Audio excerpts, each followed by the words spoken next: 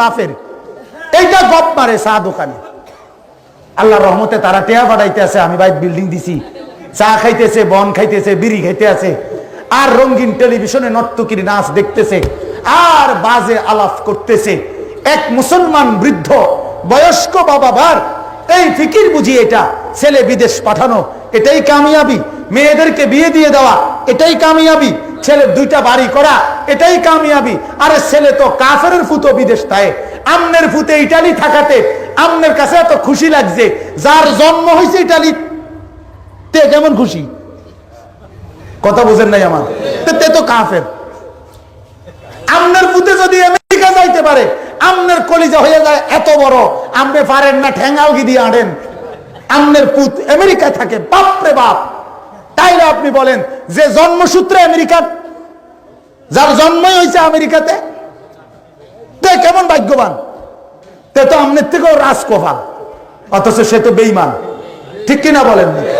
তাইলে তাইলে বলেন বাপ, এক মুসলমানের ফিকির এটা কেমনে হইল, যে এটা আমার ফিকির হয় কেমনে, আমার ছেলেরা কামাই রোজগারি করতে পারে, আমার মেয়েদেরকে বিয়ে দিয়ে ফেলছি আর ঘর দুয়ার করছি, এখন আর আমার মরে গেলেও কোনো দুঃখ নাই, আর কোনো পেরেশানি নাই।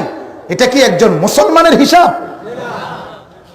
তো ই'লামু আন্নামাল হায়াতাদ দুনিয়া লাইবুন ওয়া লাহবুন ওয়া জিনা ওয়া তাফাখুরুন বাইনাকুম ওয়া তাকাসুরুন ফিল আমওয়ালি ওয়াল আওলাদ কামাসালি গাইসিন আ'জাবাল কুফফারা নাবাতুহু সুম্মা ইয়াহিজু ফাতারাহু মুসফাররান সুম্মা ইয়াকুনু হুতামা ওয়া ফিল আখিরাতি আযাবুন শাদীদ। আল্লাহ তাআলা বলে, শোনো, দুনিয়ার জীবনটা লাইবুন খেলাধুলা, লাহাবুন তামাশা, ও জিনাতুন কিছুক্ষণের সুন্দরের প্রতিযোগিতা, ও তাফাখুরুম বাইনাকুম পরস্পরের প্রতিযোগিতা, গর্ব আর অহংকার, ও তাকাসুরুন ফিল আমওয়ালি ওয়াল আওলাদ সন্তান কতজন হইল আর সম্পদ কতটুকু হইল এটার গণাগণি, এটার হিসাব। আল্লাহ বলেন এর পিছনে যে দুনিয়াটা শেষ করছে, খেলাধুলা, তামাশা, চেহারা, পাউডার, সুনু, ফেয়ার এন্ড লাভলি, সৌন্দর্য আর অহংকার, গর্ব, আমি এই করতে পারি, আয় একবার হোতাইয়া গিরা গুড়া বেঙ্গে গেলাম, আয়, বুঝেন নাই কথাটা? এরকম অহংকার, বড়াই, আর আমার ফুত এটা করে, জি এটা করে, ফুতের ঘরের নাতি এটা, জির ঘরের নাতি এটা, আল্লাহর রহমতে আপেল 3 কেজির কমে আমরা ঘরে কেনে না, দেখলে দেখে এই খানা দানা সম্পদ সন্তানের হিসাব, এডি বলিয়েই যে জীবন শেষ করে। আল্লাহ বলেন সে শোনো কি করছে, শোনো। আল্লাহ কয় কি করছে, আমারতে শোনো। আল্লাহ বলে সে করছে কি জানো? এক কৃষক খেতে ধান লাগাইছে, ধান লাগাবার পরে মাসখানিক পরে ধান গাছগুলো বড় হইয়া সবুজ গাছ পুরা ক্ষেতের মধ্যে, সবুজ কালারের, কি সুন্দর, তার দিল খুশি। কিছুদিন মধ্যে সেগুলো হলুদ রঙের হয়ে গেছে, মানে পাইকা গেছে। এরপরে কাইটা ফেলছে, এরপরে বাড়িতে আইনা ধানগুলো মারাইয়া ধানগুলো আলাদা করে এই সবুজ গাছের পাতাগুলো, সবুজ গাছগুলো যেগুলো কি সুন্দর নয়ন জুড়ানো ছিল, এগুলোকে এখন খড়কুটা হিসাবে ফালাইয়ে দিছে। এগুলো এখন খের, এগুলো এখন কুড়া, এগুলো এখন ফালতু। হ্যাঁ, আল্লাহ বলেন বলো তো, ওই ধান লাগানোর থেকে শুরু করে আজকের এই খড়কুটা হওয়া পর্যন্ত এইটুকু সময় তার যে লাগছে ক্ষেতের ওই কৃষকের কত বছর? 4 মাস। বেশিতে বেশি কয় মাস? 4 মাস। 4 মাসের ভিতরেই তার সবুজ জওয়ানি গাছের হলুদ হয়ে গেছে, হলুদ আবার হইতে হইতে বুড়া হইতে হইতে আবার খের খুঁড়ে হয়ে গেছে। কথা বুঝছেন কিনা? আল্লাহ তাআলা বলেন এই কৃষক মাত্র 4 মাসে যা করছে, যেই লোকটা তার দুনিয়ার হায়াতটাতে খেলাধুলা, তামাশা, সৌন্দর্য, অহংকার আর সম্পদ আর সন্তানের হিসাব এটার পিছনেই ব্যয় করছে, সে এর দূরে করছে, সে এর দূরে কামাইছে, এর দূরে। এরপরে আল্লাহ বলেন এরপরে হলো ওয়াফিল আখিরাতি আযাবুন শাদীদ, আর আখিরাতে তার জন্য অপেক্ষা করছে বড় ভয়ানক আযাব। এজন্য বাবা আবারও বলতেছি, এটা ফিকির করা, আমার সন্তানকে আমি কোন অবস্থায় রেখে যাচ্ছি, এটা আজকে খুব দরকার, খুব দরকার, খুব দরকার, খুব দরকার। এই কথাটা বিশ্বাস করেন, আমি একটু পরে বলতাম, আমার বয়ানের লাস্টে আমি সবসময় এগুলা বলি এই কথাটা, কিন্তু আজকে আমাদের হযরত মাওলানা আশরাফ আলী সাহেবের বয়ানের কারণে আমি আগে বলে ফেলছি যে আজ আমরা আমাদের প্রজন্মকে, আজকে আমি দেখতেছি আমার ছেলেটা আপনার শয়তানের মতো, খেলোয়াড়ের মতো চুল কাটতেছে, কিন্তু আমার এতে কোনো আফসোস নাই, কারণ আমি বুঝছি চুল লাইয়া কোনো মূল বিষয় না, ফ্যান লাইয়া কোনো মূল বিষয় না, টাকা পয়সা লাইয়া হলো মূল কথা। এতে টিয়া কামাইতে পারবো কিনা এটা হলো দেখার বিষয়। টাকা যদি ইনকাম করে এতে ফ্যান ফিন্দুক আর মারুয়া পেন ফিন্দুক অথবা খুললে লাগ, অসুবিধা কি, আমার টেয়া দরকার।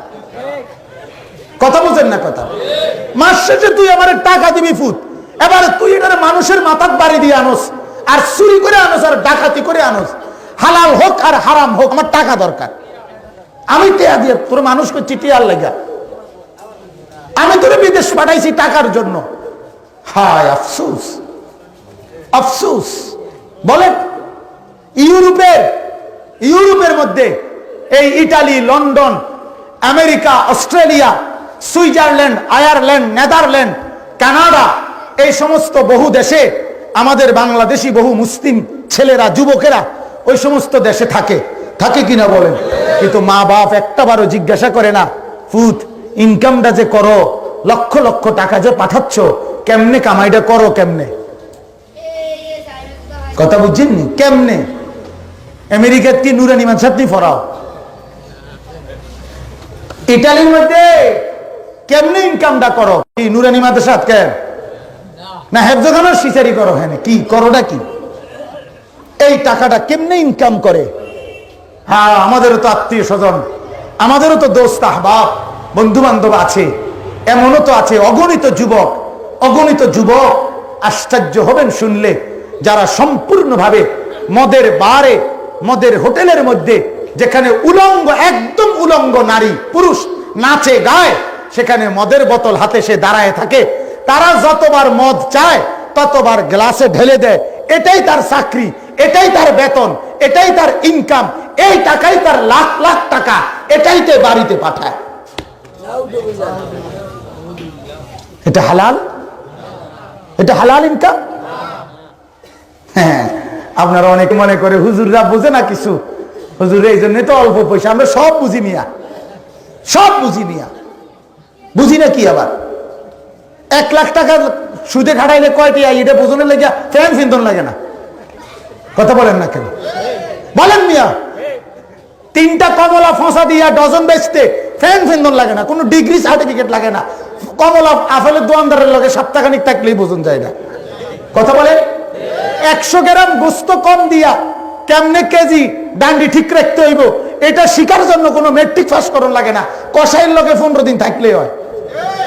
সিটারির জন্য কোনো যোগ্যতা লাগে না, সিটারির জন্য কোনো সার্টিফিকেট লাগে না, ধোকাবাজি আর বাটপারের জন্য লাগে না মিয়া, শুধু ধোকাবাজের লগে থাকলেই হয়, আরেক বাটপারের লগে কয়েকদিন থাকলেই হয়, আরেক মিথ্যুকের লগে কয়েকদিন থাকলেই হয়, আরেক সুদখোর আর মদখোরের লগে কয়েকদিন থাকলেই হয়। কিন্তু মূল বিষয় হলো আমরাও বুঝি মিয়া, আমাদের এই উস্তাদরাও বোঝে, 5,000 টাকা দিয়ে পড়ে থাকার মতো বেকুব তারা না, 6,000 টাকা মসজিদের ইমামতি নিয়ে পড়ে থাকার মতো বেকুব এরা না। এরাও ভাত মাছ খায়, এরাও ফাঙ্গাস মাছ, তেলাপিয়া মাছ চেনে, এরাও বাজার সংসার চেনে, কিন্তু বিষয় হলো এরা ভাবে আরেকটা আখেরাত আছে, হিসাব আছে, ওইখানটা কোন রকম পার হয়ে যায়, আখেরাতে সুখ আর আনন্দ জান্নাতে অপেক্ষা করছে। হ্যাঁ, এজন্য মিয়া, এই জন্য মিয়া মূল বিষয় এটা, ওইখানে আটকে রয়েছি, আখেরাতের কাছে আটকে গেছি আমরা, নাহলে বুঝি নাকি 3 4 12 এটা আমরাও তো বুঝি, 4 4 16 এটা তো আমিও করি পারি। আমি তো কুমিল্লা ভিক্টোরিয়া কলেজ থেকে মাস্টার্স পাস করছি, আমি বাংলা, অঙ্ক, ইংরেজি পারি, তো বড় হাতের ABCD, ছোট হাতের ABCD লিখতে পারি। কথা বুঝেন না? হ্যাঁ, আপনারা আশ্চর্য হবেন শুনলে। আপনাদের একটা মজার কথা বলি, শুধু বুঝার জন্য, আপনাদের এই অঞ্চলে আসছি, এই ফরিদগঞ্জ মজিদিয়া আলিয়া মাদ্রাসা, একটা কামেল মাদ্রাসা আছে, ফরিদগঞ্জ মাদ্রাসা। আমি এই মাদ্রাসার ছাত্র। 1998 সনে এই মাদ্রাসা থেকে আমি দাখিল পরীক্ষায়, মেট্রিক পরীক্ষায় সমগ্র বাংলাদেশে সর্বোচ্চ নাম্বার পেয়ে ফার্স্ট হয়েছি। আমার বড় ভাই সেখানে ছিলেন, অনেকে আপনারা চিনেনও হতো, আলহাজ হযরত মাওলানা মাহবুবুর রহমান আশরাফি, আমার আপন বড় ভাই। হ্যাঁ, এখন যিনি চান্দিনা আছেন, আমি তার ছোট ভাই। আমি এই ফরিদগঞ্জের ছাত্র, এখানে পড়ালেখা করছি, আমি পরীক্ষা দিছি কওমি মাদ্রাসা থেকে নাহাবিমির পরীক্ষা দিয়ে আইসা বেফাকেও 2 নাম্বার স্ট্যান্ড করছি, আলহামদুলিল্লাহ। তো বুঝাইতে চাই, এটা বলার উদ্দেশ্য আপনারা ফুডাঙ্গিরি শুনানি না, সার্টিফিকেট ফরে রয়েছে এটি জায়গাতে দি আমার বাত আমি এনে খাইছি একটু আগে। তাহলে এটা মূল বিষয় না, মূল বিষয় হলো আখিরাত। আখিরাত কোনটা বলেন না? ওয়ালা তামুদ্দান্না আইনাইকা ইলা মা মাত্তানা বিহি আজওয়াজাম মিনহুম যাহরাতাল হায়াতিদ দুনিয়া লিনাফতিনাহুম ফীহি ওয়া রিজকু রাব্বিকা খায়রুম ওয়া আবকা। আল্লাহ বলেন, বন্ধুরে আমার, নবীরে আমার, আমি আল্লাহ